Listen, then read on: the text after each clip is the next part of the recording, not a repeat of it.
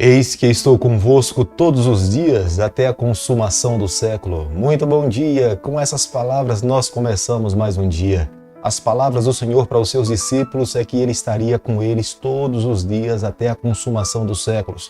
Não é que eles viveriam dias bons, mas eles teriam a certeza de que Deus estaria ao seu lado para os amparar e os proteger. Nós, nos dias em que nós estamos vivendo, nos confortamos com as palavras do nosso Deus para a nossa vida também. Ele está ao nosso lado, Ele nos protege, Ele nos ampara, Ele nos sustenta. A nossa fé a cada dia renova a nossa esperança de um dia podermos nos encontrar com Ele e viver com Ele por toda a eternidade. A palavra de Deus, no livro de Salmo, capítulo 118, verso 6, a Bíblia diz o seguinte: O Senhor está comigo, não temerei. Que me poderá fazer o homem? Salmo 118, o verso 6. Quando nós temos a certeza da companhia de Deus ao nosso lado, ninguém, nada poderá tocar um fio do nosso cabelo. Por isso que logo pela manhã nós nos levantamos e nos debruçamos diante do nosso Deus, clamando pela bênção dele sobre a nossa vida. A cada manhã nesse canal nós estudamos um capítulo da Palavra do Senhor. E nessa manhã eu quero convidar você a abrir a Palavra de Deus no livro de 1 Crônicas, capítulo 13, o verso 1. Consultou Davi os capitães de 1000, os de 100 e todos os príncipes. A liderança de Davi nos inspira. Foi um homem que buscou a Deus para trazer as pessoas para mais perto de si. Ele sabia que um homem natural, sem ter o poder do Espírito ou ter um contato pessoal com Deus, jamais poderia construir relacionamentos sólidos que pudessem unir uma nação. Davi não liderava tomando decisões isoladas, mas ele decidia junto com o povo. Isso não quer dizer que ele ia com a maioria, mas era um rei que dava ouvido às necessidades das pessoas. E isso fazia com que ele tomasse decisões diante das necessidades do que a sua população estava vivendo. Davi era um homem tão ligado a Deus que ele não podia viver uma vida tranquila, em paz, sabendo que a Arca da Aliança não estava na mesma cidade que ele estava morando. Enquanto a arca estava lá na cidade de Kiriat Jearim e ele morando em Jerusalém, isto não podia lhe trazer paz, porque a arca representava a aliança de Deus com o seu povo. Dentro da arca estava a lei dos 10 mandamentos. Portanto, Davi teve paz quando trouxe para Jerusalém a arca com os ensinamentos como demonstração da aliança de Deus com o seu povo. Como nós podemos ler no versículo 2 do capítulo que nós estamos estudando nessa manhã, Davi tinha princípios de liderança. Acredito que Deus colocou no seu coração esses princípios. Ele não tomava decisões isoladas de uma nação. Ele sabia que ouvir a opinião das pessoas era de suma importância para envolver as pessoas nos seus projetos. Portanto, antes de tomar uma grande decisão, sabiamente ele consultava os seus líderes de 1000, os seus líderes de 100. Depois de ouvi-los, orientava, chegava a uma conclusão, a um consenso e se tomava a decisão final. Embora Davi ouvisse uma nação, ele sabia que a palavra final era de Deus. Se estivesse em harmonia com a vontade do Senhor, com o desejo de Deus, automaticamente ele sabia que era a melhor decisão tomar para o seu povo e para o seu reino. No versículo 3 do capítulo que nós estamos estudando nessa manhã, é o próprio Davi que relembra toda uma nação da razão pela qual e o propósito pelo qual Deus estabeleceu o seu povo na terra de Canaã. Os propósitos pelos quais Deus estabeleceu o seu povo era fazer um povo forte, um povo adorador, um povo que pudesse representar o seu nome, um povo que pudesse influenciar as outras nações a entender o plano da salvação em Jesus Cristo. Jamais eles poderiam fazer isso se eles não tivessem no meio deles a presença de Deus. A arca era um simbolismo, um emblema da aliança de Deus com o seu povo. Enquanto a arca estivesse em uma outra cidade e não estivesse na principal cidade, que era Jerusalém, jamais eles conseguiriam alcançar esses objetivos. É a razão pela qual, ao consultar uma nação, ele toma a decisão de trazer a arca da aliança para que pudesse ficar dentro de Jerusalém. 1 Crônicas, capítulo 13, o verso 5, a Bíblia diz o seguinte: Reuniu, pois, Davi a todo Israel, desde Sior do Egito até a entrada de Ramate, para trazer a arca de Deus a Kiriat Jearim. Nesse dia, Davi reuniu 30.000 soldados, 30.000 pessoas que pudessem trazer a arca de Deus da cidade de Kiriat Jearim para Jerusalém. Era um percurso longo, mas necessário. Davi sabia que o fundamento do povo de Deus estava embasado na sua palavra. E o que eles tinham nas mãos naquele momento era a lei de Deus. Portanto, eles não podiam fugir do que Deus tinha estabelecido para o seu povo. Se eles quisessem construir uma nação forte, uma nação que resistisse aos seus adversários, eles teriam que se fundamentar em cima da palavra de Deus. Nesse percurso da cidade de Kiriat Jearim até a cidade de Jerusalém, a arca seria transportada por um carro novo. Eles estavam sendo zelosos, eles estavam colocando a arca de Deus em cima de um carro que não tinha sido usado por ninguém, mas eles estavam desobedecendo às ordens do Senhor. O transporte da arca do Senhor deveria ser com varas, com homens separados para esse santo ofício de transportar a arca do Senhor. Ela não deveria fazer um percurso tão longo em cima de um carro, mas deveria ser transportado por homens santos, santificados para esse exclusivo ofício. Embora Davi estivesse cheio de boas intenções, mas Davi não estava sendo obediente ao que Deus estava lhe pedindo.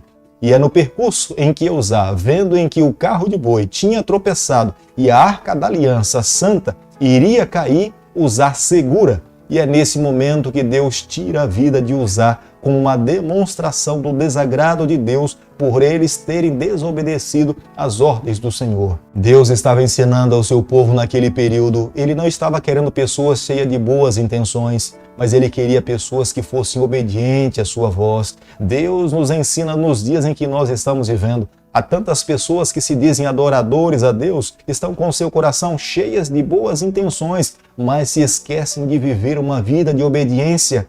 Isso não agrada ao Senhor. A adoração no Antigo Testamento era um exercício da verdadeira religião. Não era apenas seguir a letra da lei, do que estava sendo dito, mas o coração deveria estar alegre, deveria haver satisfação, deveria estar inserida a obediência. Mas se existisse outras boas intenções e não tivesse esses ingredientes estabelecidos por Deus na sua palavra, não receberiam a bênção do Senhor. Acredito que algumas pessoas, ao olharem para esse fato de Uzá, ao ser morto, a estender as mãos para que a arca da aliança não pudesse cair, nós precisamos entender que o olhar de Deus vai muito além do nosso olhar. Deus estava vendo o coração de Uzá. Deus sabia que a vida de Uzá estava irregular. Haviam pecados não confessados. Uzá estava vivendo de uma forma irregular e estava tentando expressar adoração a Deus direta, em segurar o que era mais sagrado e simbolizava a presença de Deus no meio do seu povo, que era a Arca da Aliança. Deus jamais poderia permitir que as pessoas que sabiam da vida de Uzá pudessem entender que o Deus Santo de Israel aceitava esse tipo de adoração. É a razão pela qual Uzá morre ao tentar fazer algo de bom para Deus. Ao contrário do que aconteceu com a vida de Uzá, Deus abençoou a casa de Obed-Edom, onde a Arca da Aliança permaneceu ali por um bom tempo. É a razão pela qual Davi, ciente das bênçãos de Deus sobre a casa de Obed-Edom, ele busca trazer a Arca da Aliança para Jerusalém, porque ele entendia, onde Deus está presente, a bênção do Senhor também é sobre os seus habitantes. Jamais nós devemos nos esquecer que nós servimos a um Deus santo, justo, íntegro, um Deus de amor, um Deus da segunda chance. É o Deus da graça, mas aqueles que recebem a bênção de Deus são os fiéis, são aqueles que de fato buscam viver uma vida de obediência. Os juízos de Deus podem se demorar sobre a nossa vida, sobre aqueles que não são obedientes, mas nós não podemos nos esquecer, eles virão sobre todos aqueles que deixaram de viver uma vida de obediência ao Senhor. Deus, em sua infinita misericórdia e graça, Ele pode até retardar para uma outra geração, como nós já vimos na Bíblia, mas eles cairão. 1 Crônicas, capítulo 13, o verso 11, a Bíblia diz o seguinte: Desgostou-se Davi, porque o Senhor irrompera contra Uzá, pelo que chamou aquele lugar de Pérez Uzá até o dia de hoje. Muitas vezes chegamos a conclusões equivocadas a respeito de Deus porque nós não temos conhecimento de toda uma verdade. Nós não temos conhecimento do passado, do presente e do futuro. Pelo fato de Deus ser onisciente, nós precisamos nos render às suas decisões.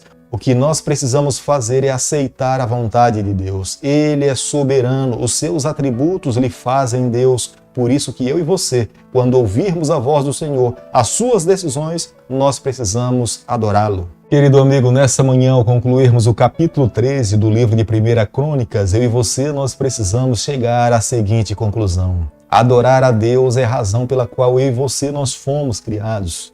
Mas não é pelo fato de sermos os filhos do Senhor que nós podemos expressar para Deus qualquer tipo de adoração.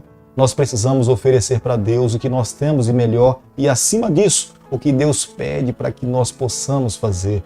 Nós precisamos expressar uma adoração alegre, uma adoração do coração, uma adoração de amor, mas nós não podemos nos esquecer que a verdadeira adoração precisa estar inserida num ato de obediência a Deus. Em algum momento, o nosso coração pode ser tomado por muitas boas intenções, mas se nós não vivermos uma vida de obediência, as nossas boas intenções, quando se diz adoração, elas não valem nada. Quando nós olhamos para as atitudes de Davi em querer trazer a Arca da Aliança da cidade de Kiriat Jearim para Jerusalém, nós vemos que ela parte de um princípio. Davi temeu ao seu Deus. Davi reconhecia a grandeza de Deus, ele sabia da sua santidade. O que ele tinha que fazer era trazer os princípios que revelavam a aliança entre Deus e o seu povo para mais perto de si, para que o seu povo e ele pudesse compreender qual era a santa e boa vontade de Deus para os seus dias. E Deus se agradou da atitude de Davi. O desejo de Deus para a nação de Israel era abençoar aquele povo.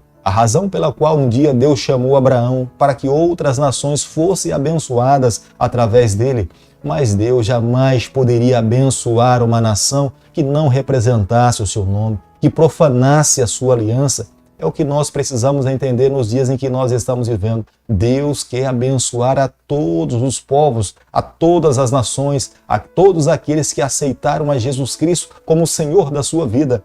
Mas Deus não pode abençoar um povo ou uma nação que não se renda a viver a verdade que está contida na sua palavra. Nós jamais poderíamos representar o santo nome do nosso Deus em receber as bênçãos de Deus e profanando a sua aliança. Por isso que hoje nós somos chamados a amar ao Senhor, nos colocarmos nas suas mãos, expressarmos uma adoração alegre, uma adoração do coração, uma adoração de amor, mas que essa adoração também esteja inserida numa vida de fidelidade a Deus.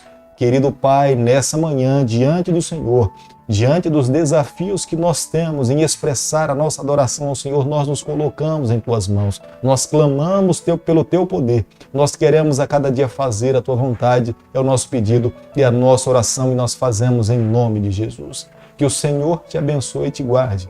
Que Ele faça resplandecer o Teu rosto sobre você. Que Ele tenha misericórdia de você. Que sobre você nessa manhã Ele levante a sua face e conceda a sua paz em nome de Jesus. Amém.